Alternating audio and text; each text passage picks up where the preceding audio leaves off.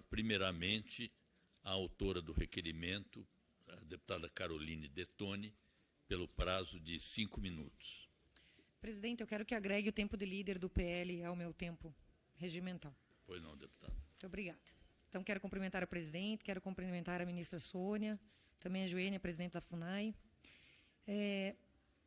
Quero começar, presidente, agradecendo, pela realização da presente audiência.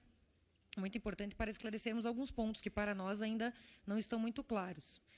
Em primeiro lugar, presidente, quero informar que eu fiz um requerimento de informação, à ministra, para que ela respondesse por qual motivo foi realizado um acordo de cooperação com a Alemanha, no qual eles fizeram um acordo para proteção e gestão sustentável em terras indígenas na Amazônia Legal.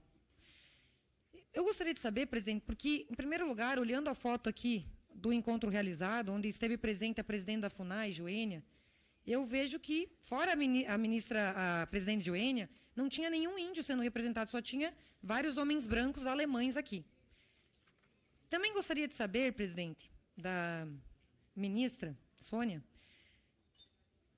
como que o Brasil vai realizar um acordo com a Alemanha para que faça a proteção e gestão das terras indígenas? Isso significa dizer que a gente está assumindo que o Brasil, no caso a FUNAI e o Ministério dos Povos Indígenas, não teriam competência nem a capacidade para fazer a gestão e proteção dos povos indígenas? Precisa que um país estrangeiro, os alemães, venham para o Brasil? Afinal de contas, por que a Alemanha vai proteger melhor as terras indígenas do que o próprio Brasil? O que a Alemanha ganha com isso? Qual o interesse deles nas nossas terras indígenas?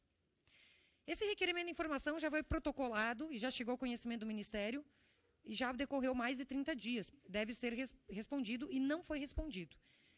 Eu não sei se a ministra sabe, mas na condição de ministra de Estado deveria saber que, caso ela não responda a um requerimento de informação, há o possível cometimento, configuração de crime de responsabilidade. Foi dada a oportunidade para responder por escrito, com o tempo, e não fez. Por isso que eu estou fazendo esse primeiro questionamento, então, à ministra, para que ela responda. Porque nos choca saber que a gente quer defender nossa soberania nacional, nosso território, mas está sendo entregue aos alemães essa competência. E isso assusta o Brasil e a gente tem que entender quais os termos desse acordo, que traga cópia desse acordo, para ver o que ele abrange, presidente, porque até agora a gente não pôde acessar. Inclusive, desde o início do ano, estou tentando acessar o site, o Sistema Indigenista de Informação, onde consta todos os dados em estudo, em demarcação, em homologação, e não conseguimos ter acesso. Tive que fazer uma denúncia ao Ministério Público Federal, porque até o final de abril não estava no ar o site vinculado à FUNAI, e logo depois dessa denúncia, então, misteriosamente, o site voltou ao ar, mas só o layout estava sem os dados. Apenas ontem que eu fui tentar acessar, e aí pude ver que finalmente os dados acerca de toda a questão indigenista no Brasil voltaram, então, para ter acesso ao público. E por isso eu gostaria de saber por que uma informação pública de interesse nacional ficou fora do ar por tanto tempo. Muito bem. Agora vamos falar que deu a coincidência de ontem termos votado no plenário da Casa a questão do marco temporal, PL 490, para tornar lei os parâmetros de uma decisão do próprio Supremo Tribunal Federal para trazer segurança jurídica, paz no campo e proteção ao direito à propriedade. Então, aprovamos na Câmara Federal, agora a matéria vai para o Senado. Só que, a partir do início do mês que vem, nós temos marcado um julgamento no Supremo Tribunal Federal, onde há uma possibilidade de derrubada via decisão judicial dos parâmetros do marco temporal. Caso o marco temporal caia por decisão do Supremo Tribunal Federal, e aí eu quero pegar uma fala da própria ministra aqui nessa audiência, ela afirma e reafirma justamente a teoria indigenista de que a gente perca esses parâmetros. Isso significa dizer que qualquer lugar do Brasil, seja rural, seja urbano, pode ser considerado território indígena. O que não garante que o centro de São Paulo, a praia de Copacabana, não sejam reivindicados como terra indígena. Então, a gente perde justamente a segurança jurídica no país. E também eu gostaria que a ministra respondesse se realmente ela acredita que os demais brasileiros que nasceram nessa terra, pois todos somos brasileiros, os que nasceram depois, os que vieram, muitas vezes são, sei lá, imigrantes de outros países, que moram aqui, que eu entendo que também têm o direito de viver, e o país é um território imenso, o Brasil é um território imenso, onde todos podemos viver harmonicamente.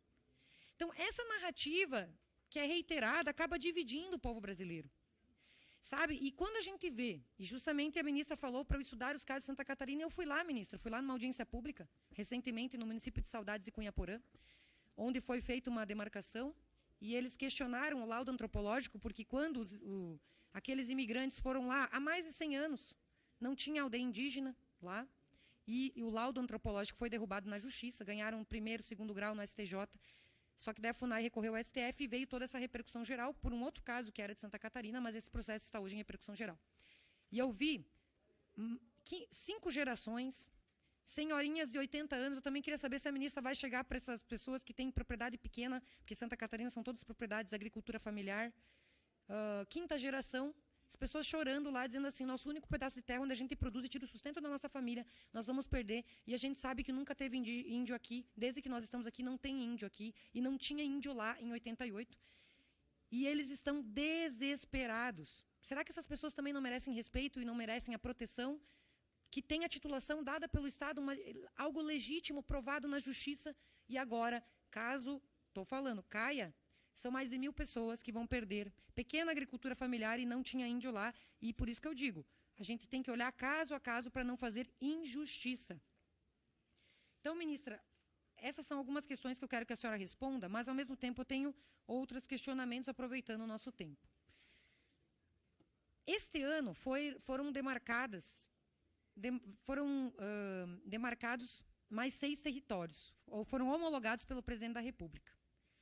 Eu queria saber se a ministra tem informação de quantas famílias serão desapropriadas a partir dessa decisão.